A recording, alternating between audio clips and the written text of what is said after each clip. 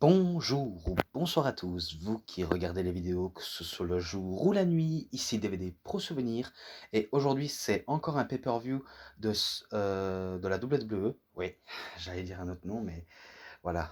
Donc cette fois-ci, je m'attaque à l'année 2005, vu comment j'ai fait que le WrestleMania 21, même si j'ai pas beaucoup de DVD consacrés 2005, 2004, 2006, il m'en manque 2 de 2007 et quelques autres années.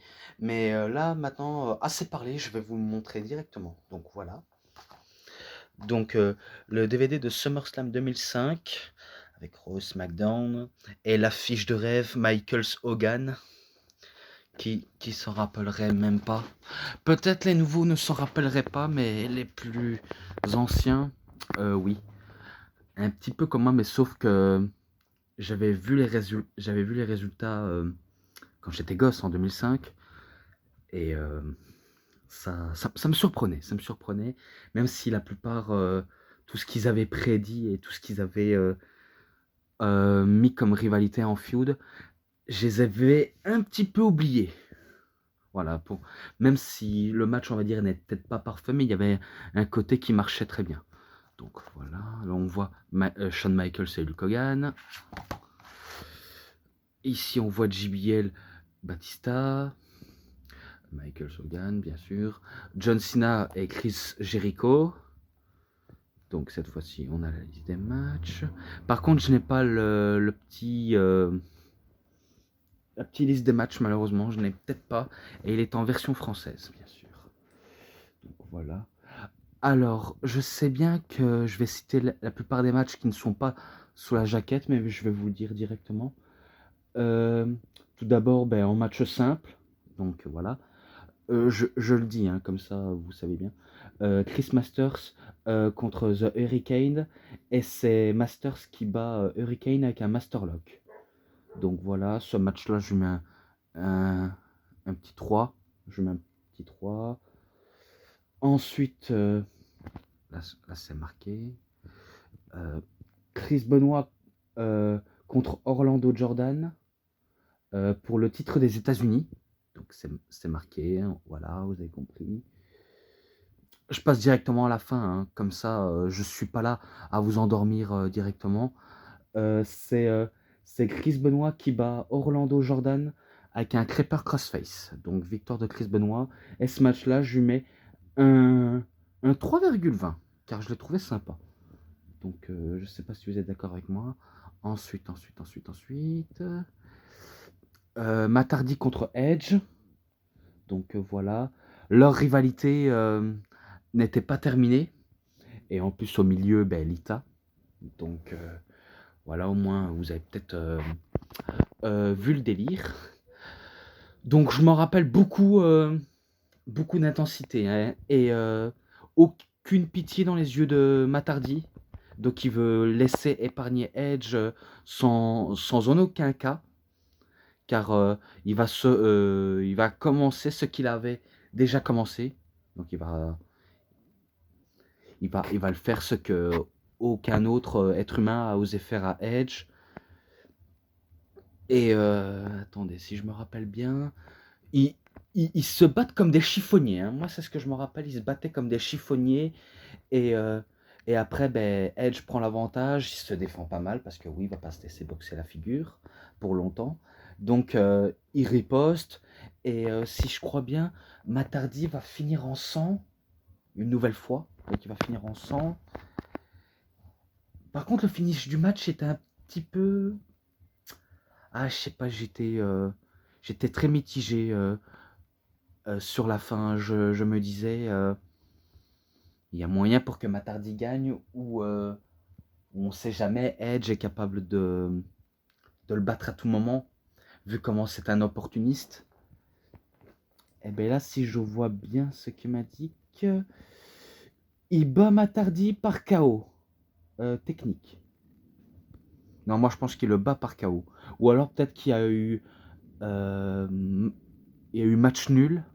Donc peut-être qu'il y a eu match nul, même si sur Wikipédia il marque victoire par KO technique, alors que c'était en match simple.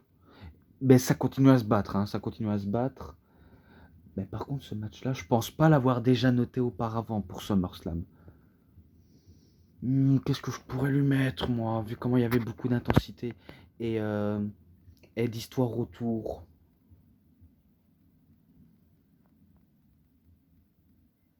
Je sais pas pour vous, mais moi je lui mettrais un 3,60. Car le match est pas mal, hein, le match est pas mal, mais moi je lui mets un 3,60. Donc voilà, j'en ai fini sur ma fin. Ensuite, attendez. Rey Mysterio contre Eddie Guerrero. Match de l'échelle pour la manette où il y a un contrat de la garde de Dominique. Qui est-ce qui s'en rappelle pas? Je suis sûr que certains connaissent ce match. Si vous connaissez pas, c'est que vous êtes nouveau ou alors vous n'êtes pas des vrais fans de catch.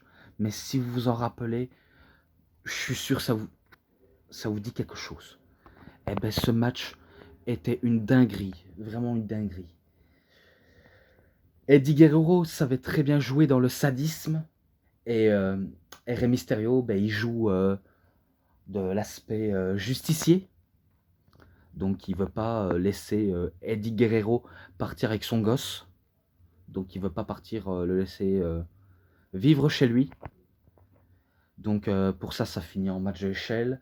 Même si c'est un petit peu honteux de mettre un enfant au milieu de cette histoire pour en faire une affaire personnelle, eh ben sachez, comme j'avais dit dans le DVD de Best of Rey Mysterio en volume 1 jusqu'au volume 8, eh ben c'était exactement le cas. C'était exactement le cas. C'était un genre d'affaire personnelle euh, pour essayer de battre Rey Mysterio, même s'il n'est pas réellement intéressé à Dominique. Donc c'est là où je me suis dit à cette époque, quoi, c'est son fils? C'est pas possible. Moi, c'est ce que je me suis dit, c'est pas son fils, c'est pas possible. Eh bien également, c'était pas vraiment son fils. Désolé pour ceux qui ont cru hein, à cette époque, mais c'est pas réellement son fils. Non, carrément pas. Car, euh, car si ça aurait été vrai, Dominique aurait été touché. Et, euh, et Rey Mysterio, il aurait caché un terrible secret. Il s'en voudra toute sa vie. En tout cas, c'est un sacré mythomane, hein, Eddie Guerrero. Mais bon, c'est ce qui fait son charme. Hein, c'est ce qui fait son charme. Et c'est son fond de commerce aussi.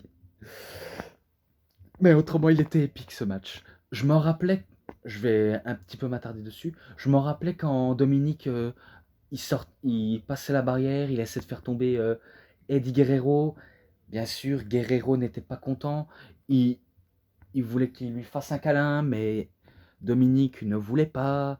Donc il lui a rouspété dessus et c'est lui claquer au visage. Mais heureusement, Rey Mysterio était là au bon moment pour en empêcher qui commet une chose qu'aujourd'hui on n'aimerait pas voir à la télévision, surtout à la WWE, gifler un enfant.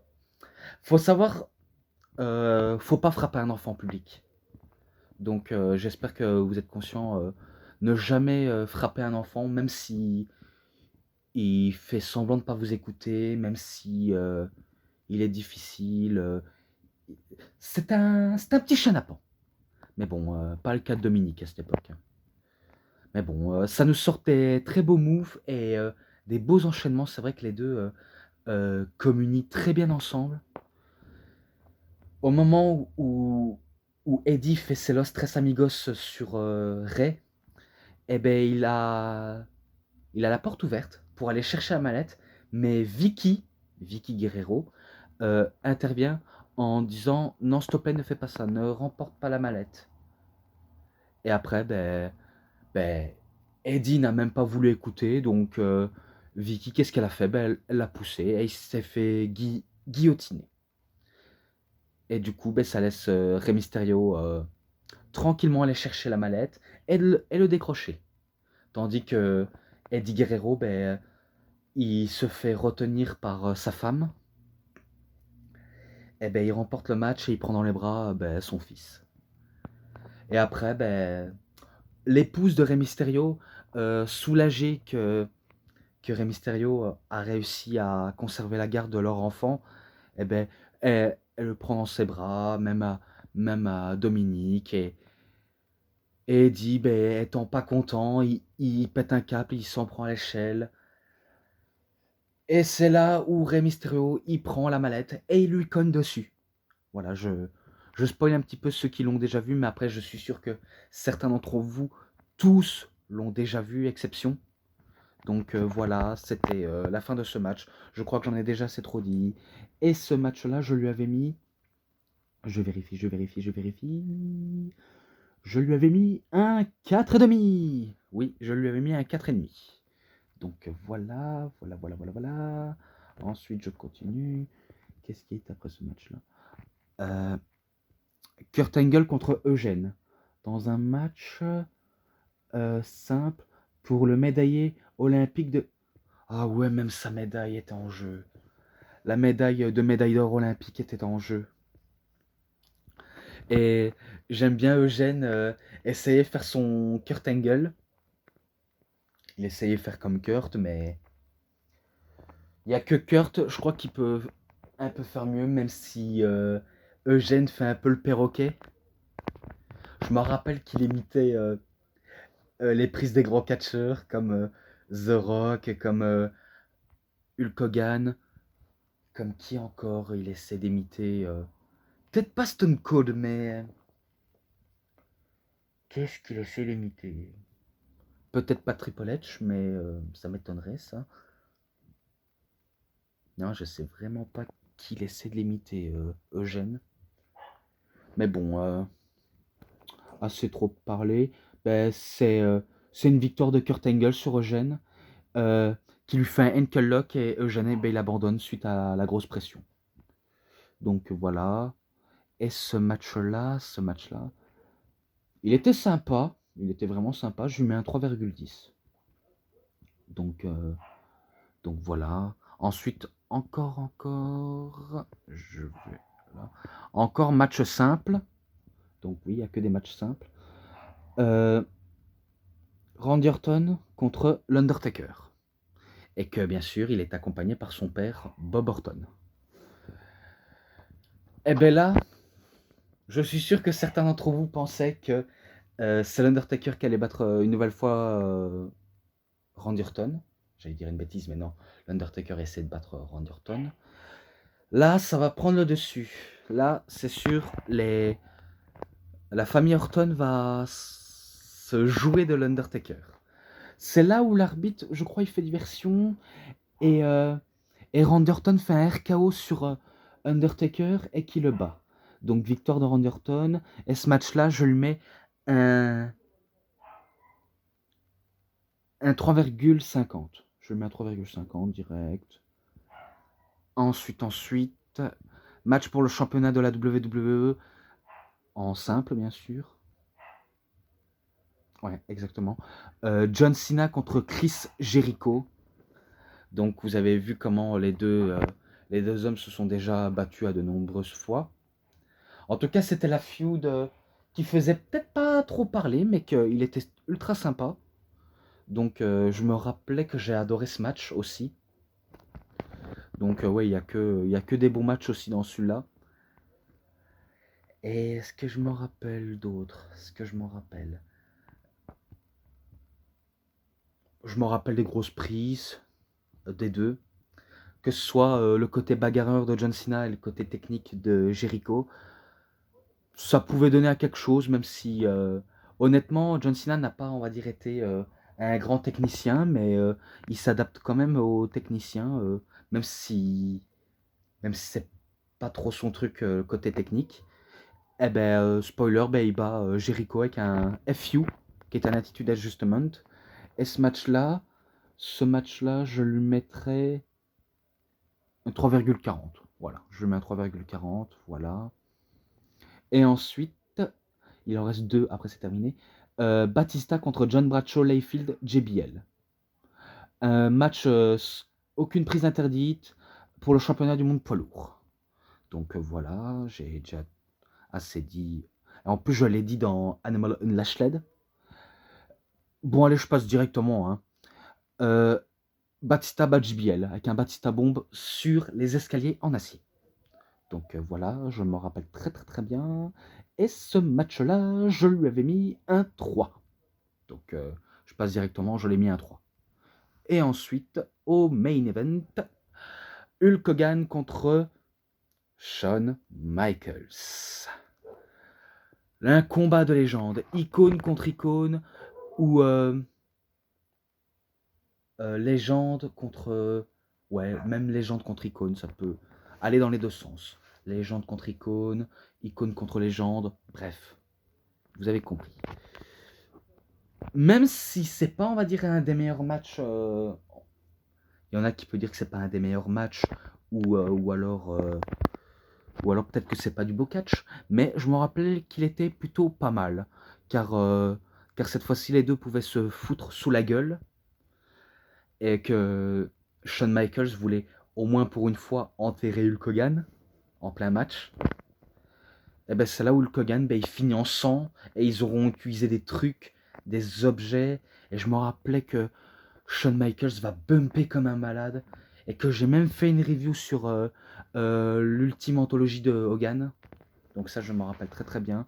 Et ben il va me bumper comme un malade, il va se manger des bumps comme s'il avait jamais bumpé de sa vie. Mais en tout cas, il était bien parti pour battre Hulk Hogan, jusqu'à ce que Hulk Hogan, il est dans son second souffle, le tout-puissant Hulk. Je m'en rappelais, il se prend des coups, second souffle, encore un coup, il ne ressent plus rien les coups, jusqu'à ce qu'il pointe son doigt vers l'adversaire en disant « Toi, ouais, je vais te faire du mal ». Et après, boum, boum, boum, des séries de 3 coups de poing. Oui, je suis un peu dans le match. Et après, Big Boot. Mais après, je me rappelais qu'il a pris un peu beaucoup trop de temps. Hein. Et que même suite à ce Big Boot, Shawn Michaels, il va se le prendre ah là là, de plein fouet avant qu'il retombe au sol, sur le dos. Et que après, après que Hulk Hogan a fini de jouer avec la foule, il entame son ultime descente de la cuisse et il bat Shawn Michaels. Ouais, en gros, il a enterré Shawn Michaels en plein match. Hein. Donc, on n'est pas bête. Donc, victoire de Hulk Hogan. Et à la fin, Shawn Michaels s'est dégoûté. Il voulait battre pour la première fois Hulk Hogan dans sa vie. Et il n'a pas le choix de lui serrer la main et de lui avouer que c'est lui le plus grand. Et que même s'il est dégoûté qu'il ait gagné, pas Shawn Michaels, hein, mais Hulk Hogan, même s'il est dégoûté que Hulk Hogan y a gagné, il accepte sa défaite tout en gardant le moral dans les chaussettes.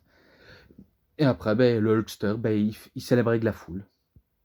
Et ce match, je lui avais mis un 4,40. Donc, je ne sais pas si vous vous rendez compte, mais je l'ai mis un peu plus haut que les autres, je crois. Mais bon, c'est pas grave. Bon, en tout cas, j'espère que vous avez très bien aimé cette review. Il y a peut-être des bonus. Des matchs, ça c'est sûr. Mais l'ensemble... allez, c'était pas mal. Je lui mets un 3,80 direct. Et avant de vous quitter, je vais vous montrer une chose que j'ai reçue aujourd'hui. Donc oui, je vais vous le montrer directement. Et il y en a un que je suis en train de le regarder, donc vous allez voir. Donc attendez, je prends les deux. Les deux coffrets de Sting. The Best of Sting, Into the Light de Sting. Donc voilà, je les ai reçus aujourd'hui. Et voilà, je voulais juste faire une présentation à la fin, comme j'ai fait avec le Brock Lesnar, Eat, Sleep, Conquer, Repeat. Et celui-là, je suis en train de le regarder actuellement, alors que je suis en train de faire une vidéo. Donc voilà, au moins vous avez mes raisons. En tout cas, si vous avez aimé ma review sur SummerSlam 2005, dites-moi si vous avez aimé. Et vous savez ce qu'il vous reste à faire. Likez la vidéo, partagez. Abonnez-vous à ma chaîne, cliquez sur la petite cloche pour avoir plus de notifications des prochaines vidéos. Et moi je vous dis bonne journée, bonne soirée à tous. Au revoir tout le monde.